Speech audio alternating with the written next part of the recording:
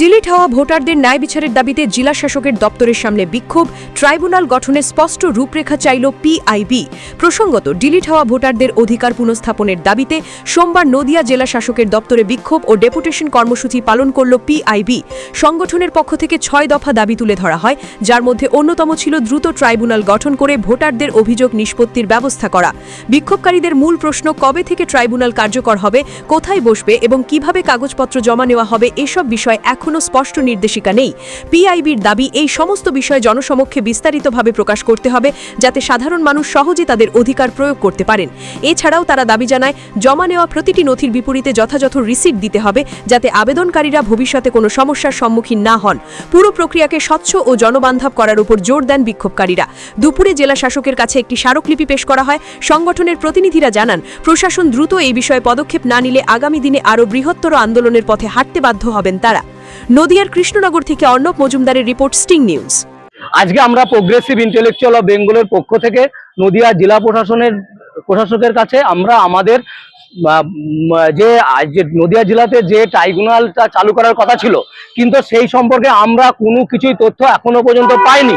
আমাদের দাবি ছিল যে অতি সত্ত্বর ট্রাইব্যুনাল চালু করে যে সমস্ত বৈধ ভোটারগুলো, যাদের পর্যাপ্ত পরিমাণে ডকুমেন্ট থাকা সত্ত্বেও আন্ডার অ্যাডজুডিকেশনের নাম করে তাদেরকে ডিলিট করা হয়েছে, আমাদের দাবি যাতে অতি সত্ত্বর তাদের নামগুলো ট্রাইব্যুনাল বসিয়ে প্রত্যেকটা বৈধ ভোটারকে যাতে তাদের ভোট অধিকার প্রয়োগ করতে পারে, এই দাবিতে আজকে আমরা ডেপুটেশন দিতে এসেছি।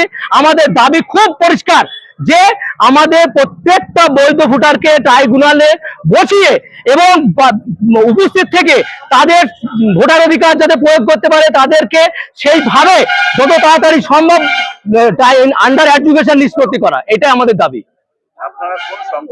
আমরা এসছি প্রোগ্রেসিভ ইন্টেলেকচুয়াল অফ বেঙ্গল, এটা সারা বাংলা জুড়ে আমাদের অরাজনৈতিক সংগঠন। আমাদের দাবি এটাই। আমার নাম ডক্টর মানাজাত আলী বিশ্বাস, president progressive intellectual of Bengal. আজকে আমরা জেলা শাসকের কাছে আজকে আমরা ডেপুটেশন কপি দেবো। এর আগে আমরা বিক্ষোভ করলাম। আমাদের মূলত প্রধান যে দাবি, যে আমাদের আন্ডার অ্যাডজুডিকেশনের মাধ্যমে যে আমাদের এক একটা বুথে শয়ে শয়ে যে নাম বৈধ নাগরিকের যে ডিলিট করা হয়েছে, সেইগুলো দ্রুত ট্রাইব্যুনাল তৈরি করে নিষ্পত্তি করা। আদারওয়াইজ যদি এই সময়ের মধ্যে নিষ্পত্তি না করতে পারে, তাহলে যে ড্রাফট লিস্ট বার হয়েছিল, আমরা জেলা শাসকের কাছে এটাই দাবি রাখবো, ওই ড্রাফট লিস্টের মাধ্যমে যাতে সবাই ভোটার অধিকার প্রয়োগ করতে পারে সেটা নিশ্চিত করতে হবে। আদারওয়াইজ যদি ড্রাফট লিস্ট অনুযায়ী ভোটার অধিকার প্রয়োগ না করে দিতে পারে, ওটা না পারে, তাহলে বৈধ ভোটারদেরকে ভোটের আগে ট্রাইব্যুনাল বসিয়ে বা যেভাবেই হোক এনি হাউ তাদেরকে ভোটার অধিকার ফিরিয়ে দিয়ে আমাদেরকে ভোট প্রয়োগ করতে যাতে দেয়, সেই ব্যবস্থা আমাদেরকে করতে হবে। এবং আমরা প্রথমেই আমরা ডিএম মানে কৃষ্ণনগর ডিস্ট্রিক্ট ম্যাজিস্ট্রেটের এইখানে আমরা বিক্ষোভ জানালাম।